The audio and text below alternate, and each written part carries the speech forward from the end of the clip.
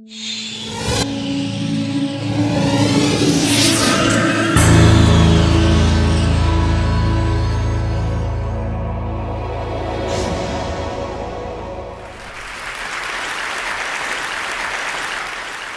Academy is most known for its collection of videos, so before I go any farther, let me show you a little bit of a montage. So the hypotenuse is now going to be 5. This animal's fossils are only found in this area of South America, a nice clean band here, and this part of Africa. We could integrate over the surface, and the notation usually is a capital sigma. National Assembly, they create the Committee of Public Safety, which sounds like a very nice committee. Notice this is an aldehyde, and it's an alcohol. Start differentiating into effector and memory cells. A galaxy. Hey, there's another galaxy.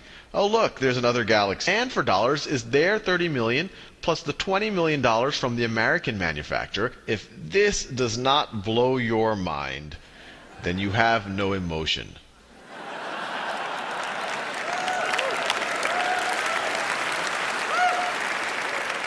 We now have on the order of 2,200 videos covering everything from basic arithmetic all the way to vector calculus and some of the stuff that you saw up there. We have a million students a month using the site, watching on the order of 100 to 200,000 videos a day. But what we're going to talk about in this is how we're going to the next level. But before I do that, I want to talk a little bit about really just how I got started. And some of y'all might know, about 5 years ago, I was an analyst at a hedge fund, and I was in Boston, and I was tutoring my cousins in New Orleans remotely. And I started putting the first YouTube videos up really just as kind of a nice to have, just kind of a supplement for my cousins, something that might, give them a refresher or something. And as soon as I put those first YouTube videos up, something interesting happened. Actually, a bunch of interesting things happened. The first was the feedback from my cousins. They told me that they preferred me on YouTube than in person.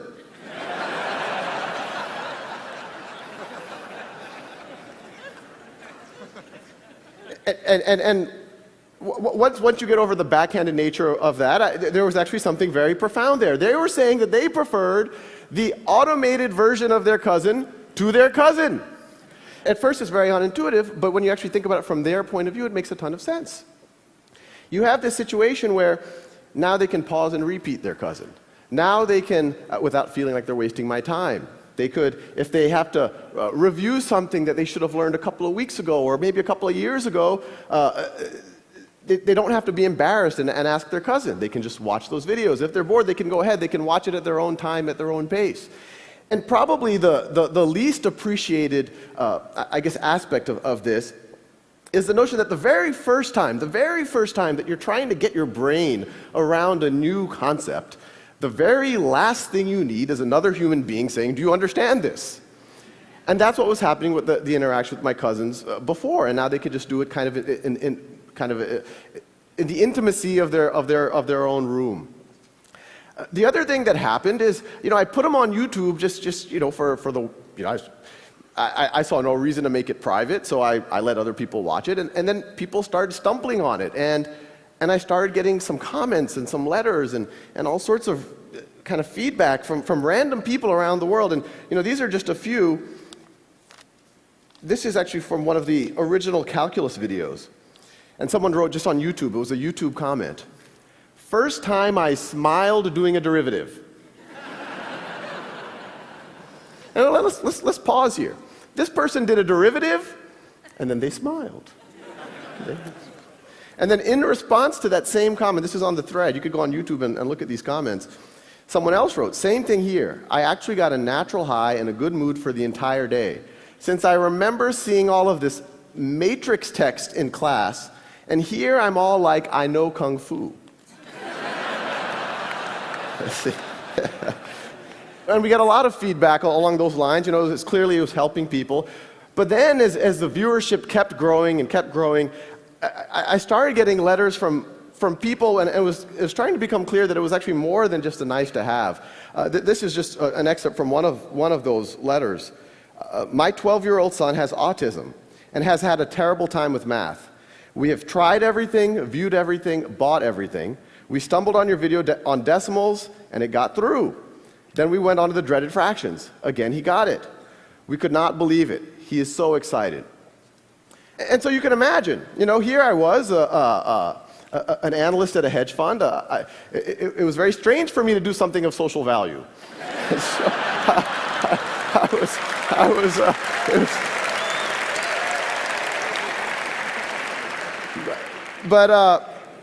I was excited, so I kept going. And then other things started to dawn on me.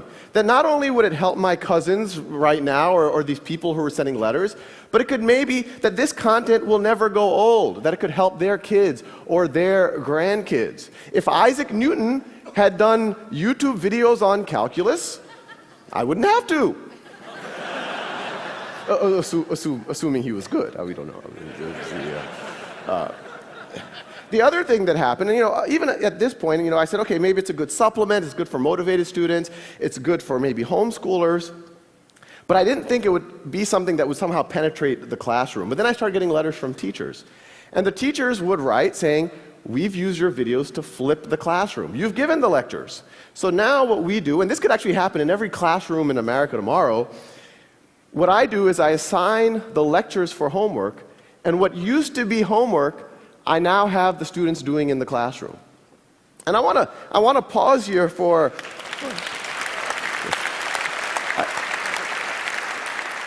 I want to pause here for a second because there's a couple of interesting things. One, when those teachers are doing that, there's the obvious benefit. There's the benefit that now their students can enjoy the videos in the way that my cousins did. They can pause, repeat at their own pace, at their own time. But the more interesting thing, and this is the unintuitive thing when you talk about technology in the classroom, by removing the one-size-fits-all lecture from the classroom and letting students have a self-paced lecture at home, and then when you go to the classroom, letting them do work, having the teacher walk around, having the peers actually be able to interact with each other, these teachers have used technology to humanize the classroom. They took a fundamentally dehumanizing experience, a bunch of 30 kids with their fingers on their lips, not allowed to interact with each other. A teacher, no matter how good, has to give this kind of one-size-fits-all lecture to 30 students, blank faces, slightly antagonistic, and now it's a human experience. Now they're actually interacting with each other. So once the Khan Academy kind of, I quit my job and we turned into a real organization, we're a not-for-profit, the question is, how do we take this to the next level? How do we take what those teachers were doing to their natural conclusion? And so what I'm showing over here, these are actual exercises that I started writing for my cousins. The ones I started were much more primitive. This is a kind of a more competent version of it. But the paradigm here is we'll generate as many questions as you need until you get that concept, until you get 10 in a row. And the Khan Academy videos are there. You get hints, the actual steps for that problem if you don't know how to do it. But the paradigm here, it seems like a very simple thing, 10 in a row, you move on. But it's fundamentally different than what's happening in classrooms right now. In a traditional classroom, you have a couple of homework, lecture, and then you have a snapshot exam. And that exam, whether you get a 70%, an 80%, a 90%, or a 95%, the class moves on to the next topic. And even that 95% student, what was the 5% they didn't know? Maybe they didn't know what happens when you raise something to the 0th power. And then you go build on that in the next concept. That's analogous to, imagine learning to ride a bicycle. And I give you a bicycle, maybe I give you a lecture ahead of time, and I give you that bicycle for 2 weeks, and then I come back after 2 weeks, and I say, well, let's see, you're having trouble taking left turns, you can't quite stop. You're an 80% bicyclist. So I put a big C stamp on your forehead, and then I say, here's a unicycle.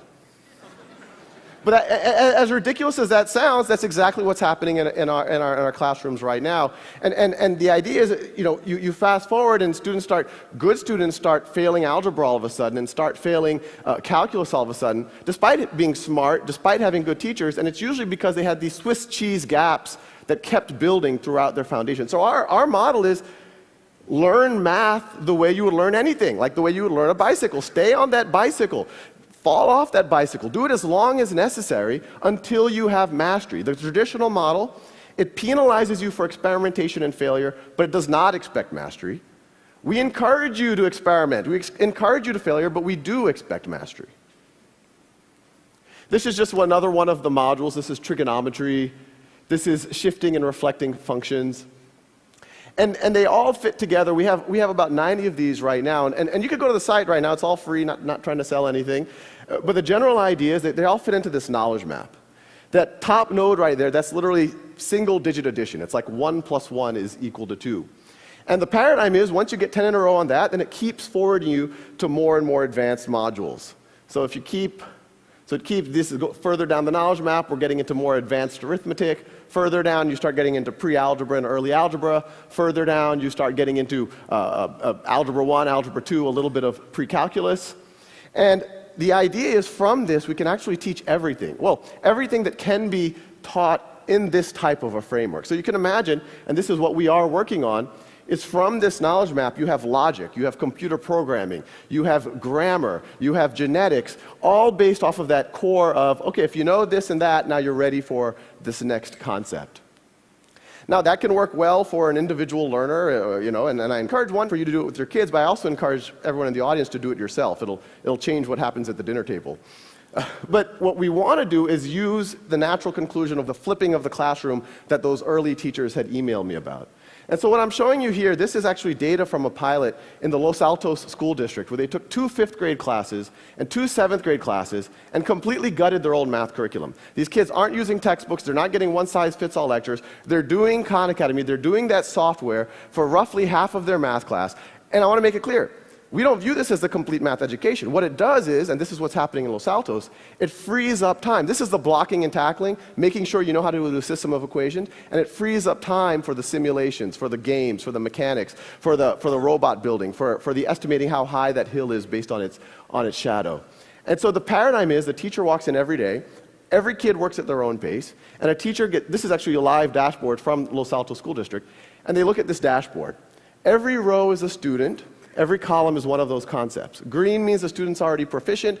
Blue means that they're working on it, no need to worry. Red means they're stuck. And what the teacher does is literally just says, let me intervene on the red kids. Or even better, let me get one of the green kids who are already proficient in that concept to be the first line of attack and actually tutor their peer.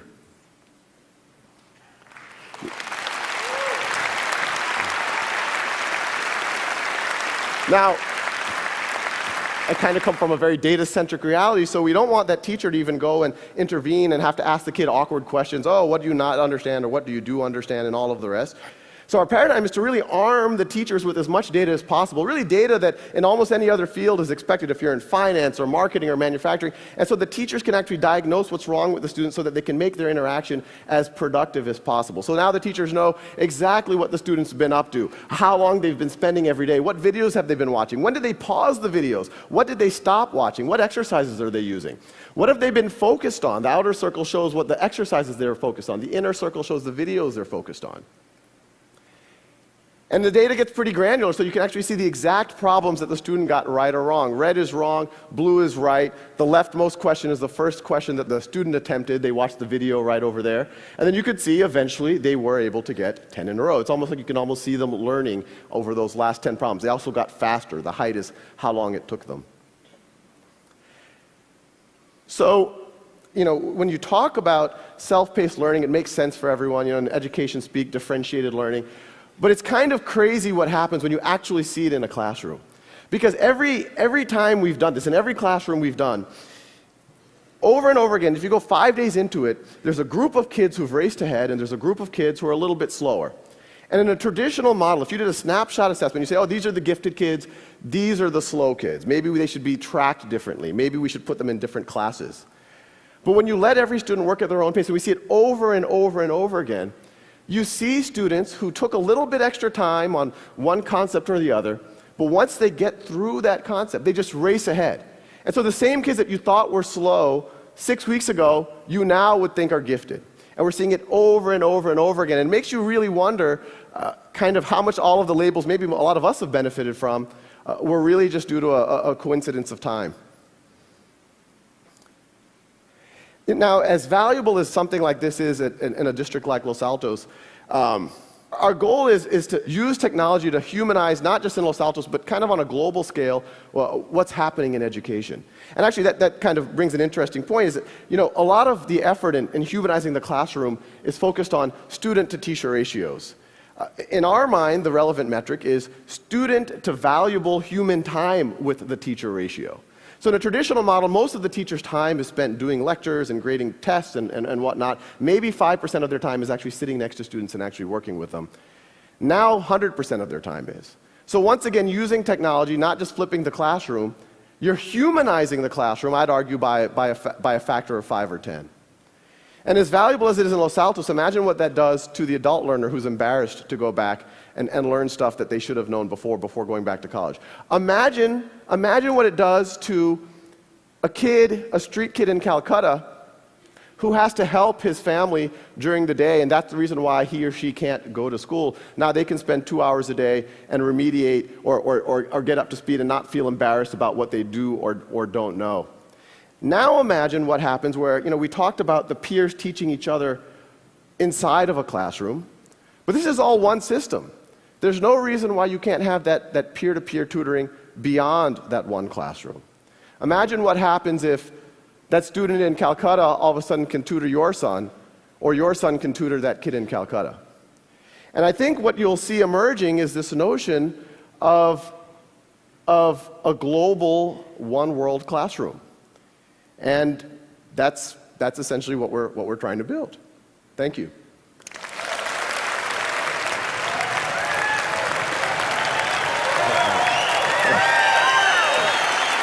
I'll ask you 3 or 4 questions. We got plenty of time. Okay.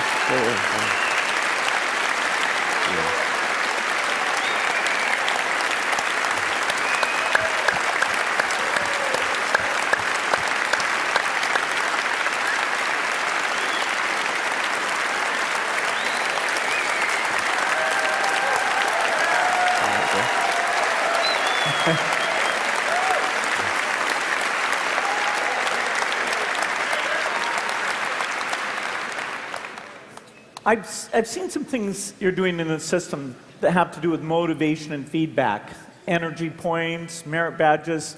Tell me what you're thinking there. Oh yeah, no, we have an awesome team working on it. It's not, and I have to make it clear, it's not just me anymore. I'm still doing all the videos. But we have a kind of a rock star team doing the software. Yeah, we've put a bunch of game mechanics in there where you get these badges. We're going to start having leaderboards by areas, and you get points. And it's actually been pretty interesting. Just the wording of the badging or how many points you get for doing something, we see on a system-wide basis like tens of thousands of like 5th graders or 6th graders going one direction or another depending on what badge you give them. And the collaboration you're doing with Los Altos, how did that come about? Yeah, no, Los Altos has been it was kind of crazy. They once again, I didn't expect it to be used in classrooms. Someone from their board came and said, oh, what would you do if you had carte blanche in a classroom? And I said, well, I would just, every student work at their own pace on something like this. We'd give a dashboard, and they said, oh, this is kind of radical. We have to think about it. And me and the rest of the team were like, oh, they're never going to want to do this. But literally the next day, they're like, can you start in 2 weeks? And so So it's fifth grade math is where that's going on right now? It's 2 5th grade classes and 2 7th grade classes. And I think they're doing it at the district level. And I think what they're excited about is they can now follow these kids. It's not an only in-school thing. I mean, we've even, on Christmas, we saw some of the kids were doing, and we can track everything. So they can actually track them as they go through the entire district, through the summers, as they go from one teacher to the next. You have this continuity of data that even at the district level they can see. So some of those views we saw were for the teacher to go in and track actually what's going on with those kids.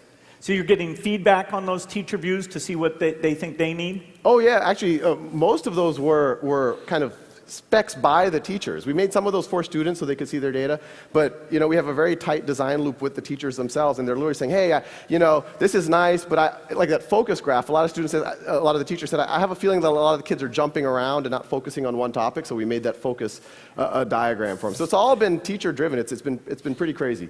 Is this ready for prime time? Do you think a lot of classes next school year should try this thing out? Yeah, it's ready. We got 1 million people on the site already, so we can handle a few more. And no reason why it really can't happen in every classroom in America tomorrow. And the vision of the tutoring thing, the idea there is, if I'm confused about a topic, somehow right in user interface, I'd find people who are volunteering, maybe see their reputation, and I could schedule and connect up with those people.